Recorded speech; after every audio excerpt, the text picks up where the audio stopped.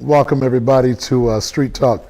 It is so glad, I'm so glad to see you today. I want to say big ups to the Minneapolis Television Network staff. If you ever get a chance to come down, please come down and learn how to do your own show. Learn how to empower your own people by speaking about what you know and what you believe in. It's a great opportunity to do that. My guest today, wonderful guest, and I'm proud to have her on, is Miss Capri Hawkins. Capri, how you doing? I'm doing good today. Good to see you. We got a lot to talk about. First, we want to talk about, we've had these killings that have happened lately to our men. And as a mother of a young boy, how does it feel and what goes through your head when you see all these young men with promise dying in our community? It is actually very terrifying because you don't know whether to educate your child and how to defend himself or what. Like you want to raise your child to be the best man that he can, but then as you're raising him to be the best man he can, you have to keep in mind that he might not make it to even become a man in our day and age, and that's depressing and terrifying. So what advice would you give? You know, you grew up in Chicago and you've seen a lot of young men die. And maybe, I don't know because I haven't really asked you that, was that one of the reasons why you relocated to Minnesota? It was not because of me seeing people die, but it was more a fear for my children's life. Right. It was. Okay. So you grew up around a lot of this. Yes, I did, in the middle of a lot of it, no matter where I went. Yeah. How did that feel and how did you survive through that? Because when you see so much trauma, it has a mental effect on you. So how did you survive through all that? Honestly, I take it the same way people do when they're in addiction or recovery, one day at a time.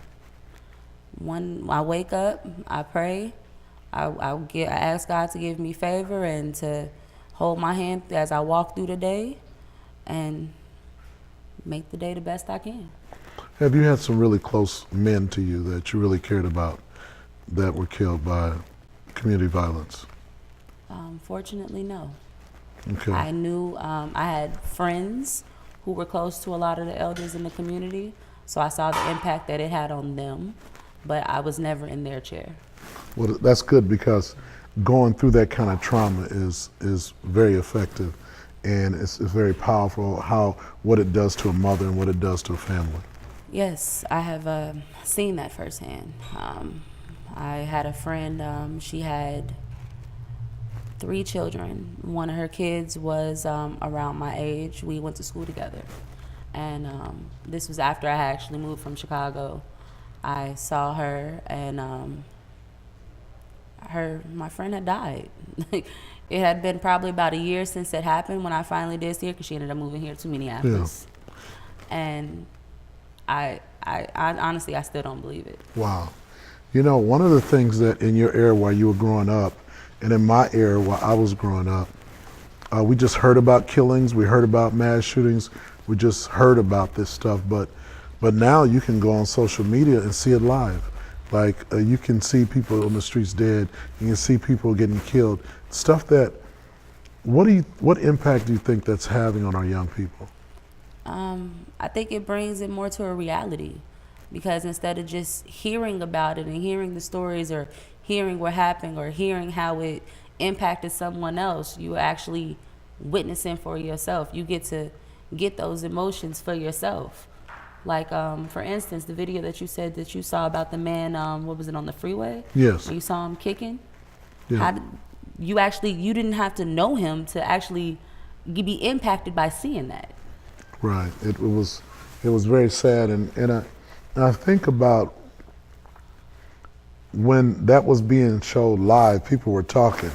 They went live with that, and people are so excited to go live with violence and live with fights. I was watching some video, and then all of a sudden, all these girls just start fighting. The comments were, there must be Nigerians, or there must be this, and there must be that. But nobody was thinking about what was that all about? Why are all our sisters on the streets fighting? Why are all our brothers trying to kill each other? And the thing that people say every summer, when's it going to stop? And if every time you say that you did something to help make it stop, you wouldn't have to ask that. You'd be that much closer So- to actually getting to the. So every day I get up, Solution. right, every day I get up, I say, what can I do to slow it down? Because it's not going to stop. Not It's- on its own. No, It's not going to stop because of these reasons, Capri. There's a certain amount of people that come out of prison, that come out of incarceration, that have, some of them want to do right. Others plan on doing wrong. Some of them have some anger and some bitterness, and they're going to get somebody back for snitching on them or whatever it is, or whatever. They plan to do some harm, and that's it. That's all they've been thinking about for 10 years. Yeah. Some been thinking about, as soon as I get free, I ain't never going back, right? And those are the brothers that will do well. But then you've got brothers that are learning and also have bitterness because of something that happened and said, well, when I get old enough, I'm gonna get me a gun, and this is what I'm gonna do. Well, the only way to stop all that is to put resources in places that it needs to be. Resources in places that help people change their mindset. If we change the mindset of our people, then we can change the way they perform and the way they act. True. You know, and that's one of the things we do at Mad Dads and other organizations do. But the resources aren't quite there, and you know that because you work with us. You see that Yes, I we're do. struggling. We're at the Capitol. We're at the House of Representatives. We're trying to bring those resources where they need to be, and I think that's critically important. When you, as a woman, because I'm glad you're here today. As a woman, what advice do you give a mother? You know, your kids are younger, they're smaller, they're not teenagers yet. You don't have as much fear because you know when they come home, they home with you. When they leave with you. Ain't no going to see your homies, ain't none of that yet.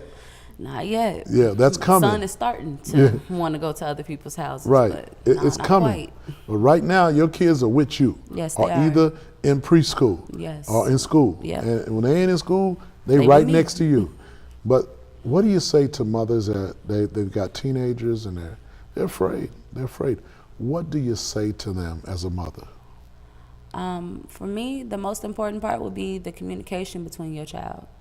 Because without you having that connection with your child where you can talk to them, they can be open with you, they can be honest with you and don't have to hide things, then you are at an advantage. You're at an advantage to know where your child is going, know what your child is doing. You don't have to be afraid to go and ask them like, hey, what were you doing over here? Who were you hanging with over here? You know, those type of questions, because when you don't have that connection, your child is going to lie to you, even if they say anything to you. Because I find that when young folks don't have the connection with their parents, I even went through it. I didn't want to talk. I didn't want you asking nothing about how my day went, who I was kicking it with, what I was doing. Why do you care? And when you have that connection with them, they know, hey, you care about my well-being. You're asking because you want to know. You want to know if everything went okay. Is there anything that I can help you with? Is there anything that we can work on together so that we can keep that bond? So the connection is the main thing for me. The communication with that child is the main thing for me. Absolutely, that's important. So mothers, you heard it from Capri, communication is important. We're going to talk a little bit about just our condolences to all that are going through. Yeah, absolutely. One of the things I will say that's important, if you know your son or your daughter is involved with a gang, and you know that they're already shooting at people, and people are shooting at them, get them out of town. Get them away for the summer. Send them somewhere else, because folks are determined to shoot. Some folks are determined for revenge. And so if you can get your son or daughter in a place safe for the summer, then do that. And stop pretending like get real with your family. I mean, sit down with your son and daughter and say, are you involved? You know, find out who their friends are. Get to know their friends. You know, I had a mother come to say, I hate all my son's friends. I want him to stay from and all his friends had guns. And so if you can get your son to change his or her lifestyle, this is going to be a lot better for our community. You need to find out what's going on. I know some of the single parents are working so hard trying to provide. You know, housing is so expensive, you know, that you got to work 2-3 jobs, and then you got to look out for your kids. And so sometimes the kids are fending for themselves, not because you want them to, because you don't have a choice. And so we understand that. But if you can just sit down with them and find out who they're really connected. They're coming up with money, they're coming up with brand new Jordans, they're coming up with all this stuff, and you don't know where it's coming from. That's a sign, Yes. right? Yeah, absolutely. Now, let's talk a little bit about, you've been with Mad Dads, and let's talk a little bit about Capri Hawkins and what you do at Mad Dads.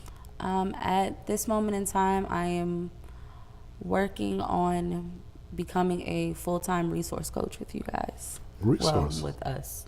Yeah.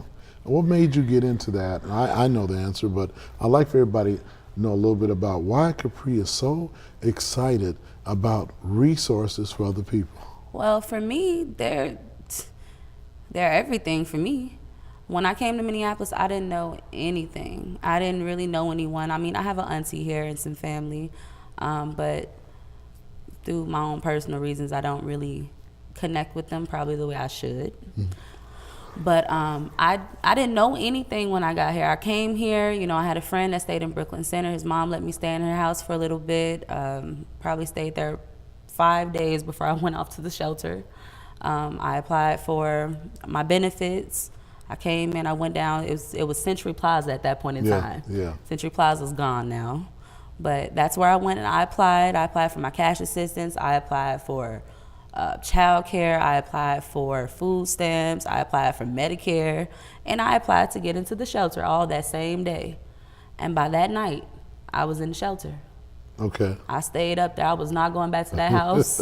I'm like, I need to get my place and I need to get it now. I didn't care where I went. I know I needed to go somewhere to get me some housing. And while I was up there, I talked to everybody I could about anything I could. Hey, where can I get pull-ups at? Where can I get free clothes at? Where's some pantries at that I can go to? Like, you know, who's hiring? Right. I talked about everything to everybody and I found out as much as I could know. Because I felt like the more I knew, the better I could be. You know, let me ask you a question. See, that you were determined to succeed in that arena. But while you were in that arena, there were some things that you noticed. And what were some of the things you noticed about other people that were in that same position? A lot of people seemed like they were defeated. They didn't seem like they wanted to try to do anything. And the other people that did, they were frustrated because they seemed like they didn't know who to talk to get to where they needed to be. I didn't know who to talk to either, but I wasn't about to give up. Right. So what you understood that is some people were just kind of depressed and in that depressed state of mind. Yeah. Others didn't know the skill of communication. Exactly. And you were like, well, you know, I got issues too, but I'm not gonna let them hold me down. I'm gonna lift myself up because I got kids. I had my kids with me. Right. So I got to keep moving. I got to show them, you know, that we got to keep moving. Yep. And so you went through that, and that was your situation. You went to the shelter, and then I got here August of 2016. I went to the shelter August of 2016. Fortunately for me, and unlike a lot of people end up staying in shelter 4, 5, 6 months, maybe even a year at some point, depending on if you're in a family shelter or a single shelter. Single shelters go a lot longer. But fortunately, I ended up getting my housing within exactly 60 days. wow, that was great. Yeah, within probably the second, third day I was there, I got a job at McDonald's over in Dinkytown. Okay. And I was working in the shelter. I got the kids into PICA Head Start, and I just kept going. Considering the fact that the shelter saw that I was working, saw that I was making an income, saw that I was trying, they pushed me into rapid rehousing, and I ended up getting one of the better ones, the better case managers. She saw that I was about what I was trying to be. I didn't want to be in the shelter. I didn't like it. Lord knows I didn't like it. I was at the Drake Hotel. Yeah. But she saw that. She saw that I was willing to do what I needed to do to get where I needed to be, and she helped me get there. Wow. Well, that's great. That's wonderful. So then you made it through the shelter, and then what advice do you give to folks that are in your position right now that may be watching, and what advice do you give to them? Don't stop trying. Please don't stop trying. It might seem like no matter where you go, who you talk to, everyone's telling you no, or I can't help you, or we don't provide this. Somebody does. And they more than likely know of someone who does. Just keep asking questions. You cannot go in with a negative attitude. You definitely catch more bees with honey than you do with vinegar. If you get a good smile and you know, act like you got some sense, and, you know, just break it down to them and tell them like, hey, you know, I'm working or I'm not working, or maybe I get Social Security or I got some type of income coming in. I'm willing to do what I need to do to get where I need to be. I need a 3-bedroom. I do have an unlawful detainer. You know, I do have a background, but that's not the way I'm living right now. The way I'm living right now is the right way. I'm trying to get to where I need to be the right way. I'm not out in the streets doing who knows what and who knows where.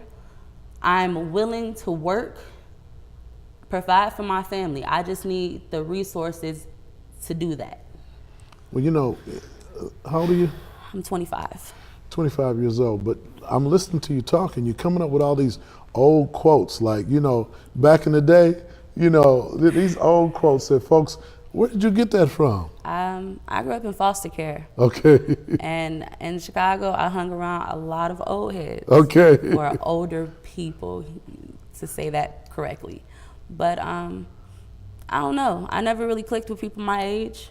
I could talk to them, I can give them advice, but when I hang out, I don't hang out with people in my age group.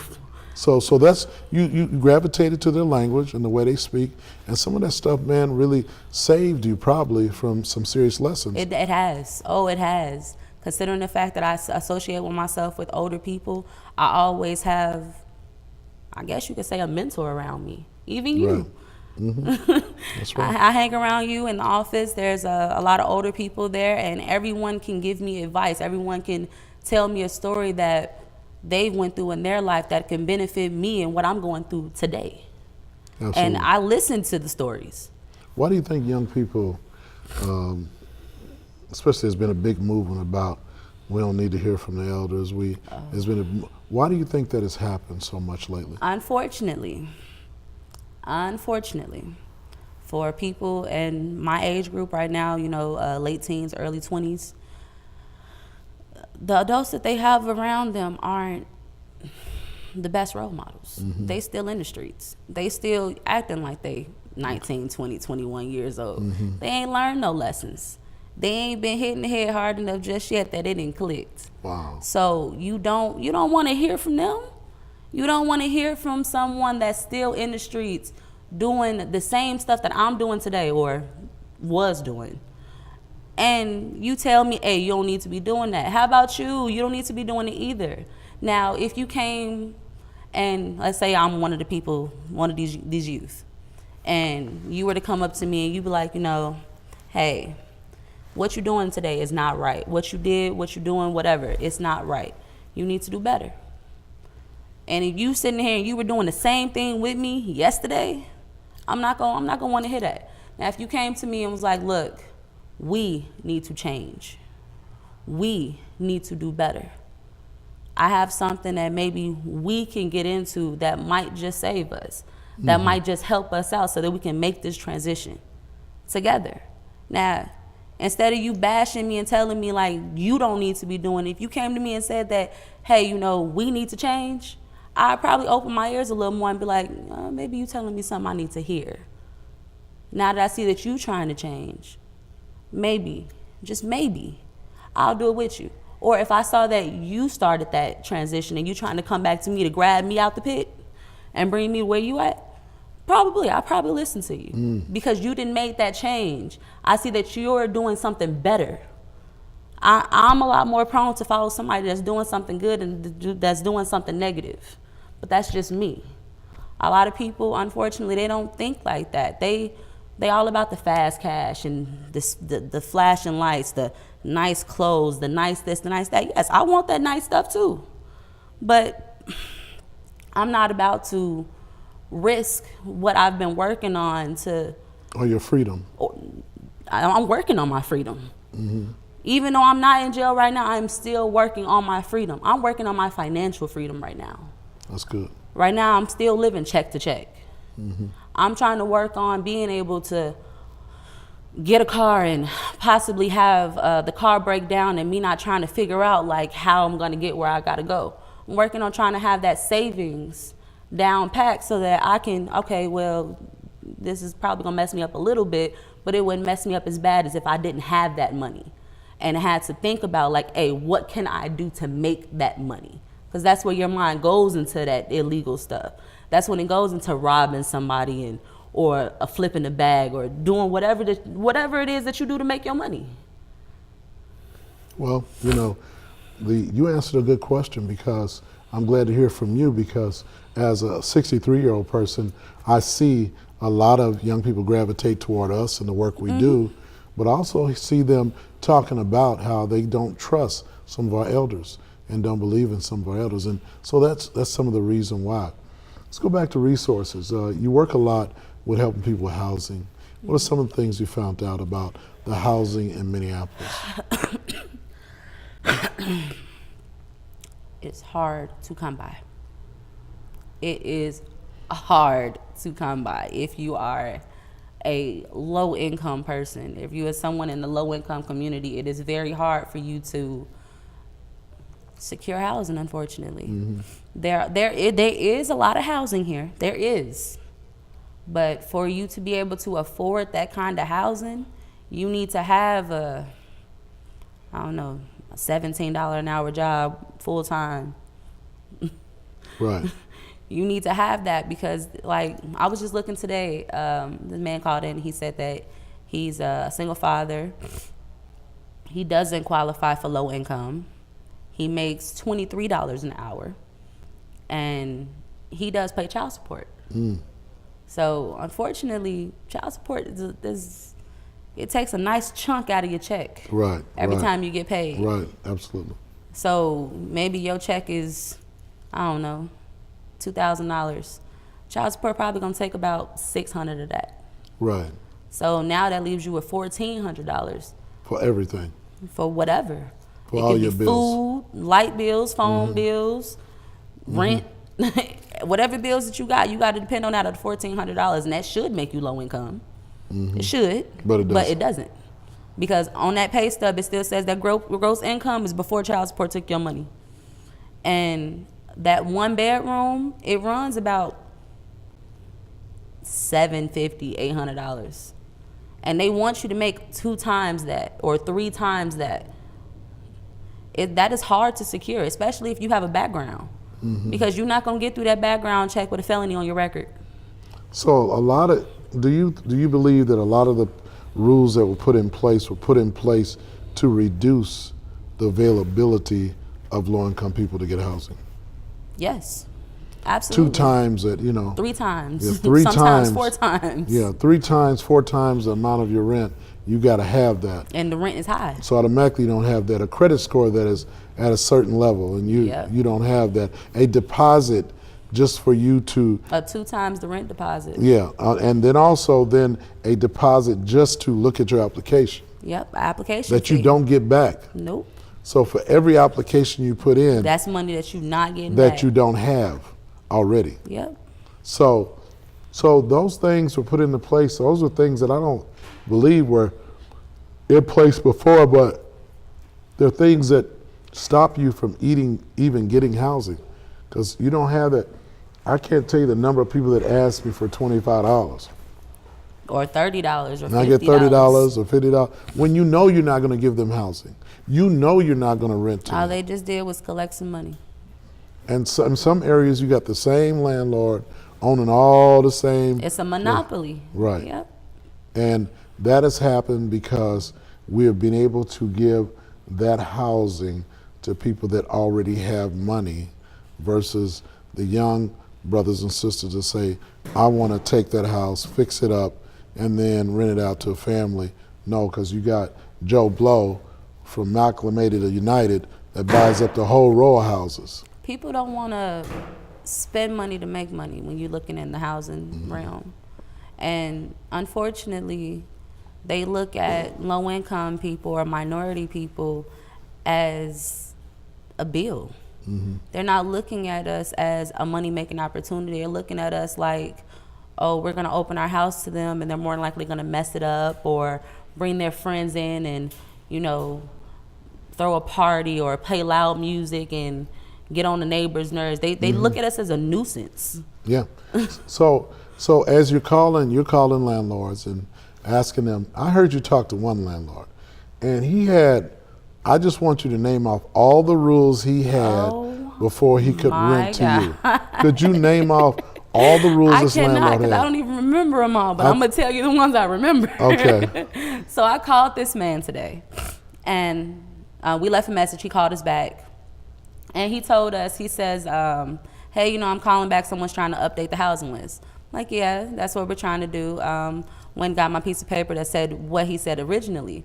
So originally it says that they do not take people with UDs, Okay. but felonies were okay, as long as it wasn't a sex conviction.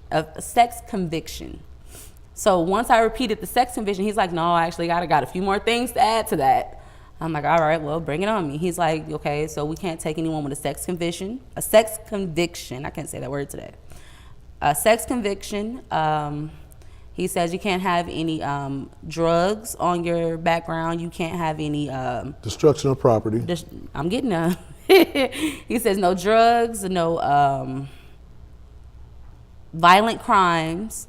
You couldn't have any arson. You couldn't have any felonies against landlords or their properties. You couldn't have arson. You couldn't have. You can't have be on probation or parole within the last 5 years. You couldn't have committed a felony within the last 10 years, and I don't remember what else. It was like 2-3 more things. That pretty much excludes everybody, don't it? I mean, he made sure he went down the list. And it started with that one thing: no sex convictions. And he just grew from that. I guess. Another one was no violence against children. Well, I mean, I thought that one was sex convictions, though.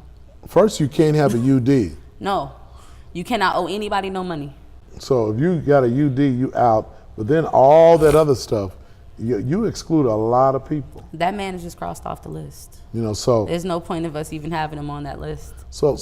My thing is, why are they making it so complicated for people? Because you get a UD so quick and so easy, that people are sometimes caught up. They don't know what to do, so they can't move. It's wintertime, and you don't know what to do. And the shelters are full in the wintertime. Shelters are full. What are you supposed to do? You're supposed to move out before you get a UD. But people don't for a lot of different reasons. Well, a lot of people can't afford to. A lot of people cannot afford that financial freedom. Right. To be able to say, all right, well, I can't no longer afford this, or I can't do this, so I'm stuck. Yeah. I have to stay here and hope that you give me mercy to be able to catch up on this before you just kick me out to the curb and take me to court and give me a UD on my record. So, Capri, you've been doing a great job at Mad Dads. We're really excited about all the work you're doing at Mad Dads. What if people want to get in touch with you and find out more about housing and stuff like that? What do they do? I am typically at the office Monday through Fridays from 10 to 3. You can call our main office at 612-455-4630 or 612-455-4632. Or you can also email me. I'm a lot better with email, even if I'm not in the office. My email address is Capri, that's CAPRI, the letter H is in Harry, at minneapolismaddads.org. So make sure that you connect with Capri if you're looking for housing, if you're looking for resources. If you got child support concerns. We got, if you're male, 25 years and over, we got jobs for you. We got all that good stuff for you. On behalf of the Minneapolis chapter of Mad Dads and our show Street Talk, we thank you, Capri, for being on the show. We're excited about having you back on, and we will see you and all of you. Stay strong, stay black, stay real, and watch what God can do for you. God bless you. Bye.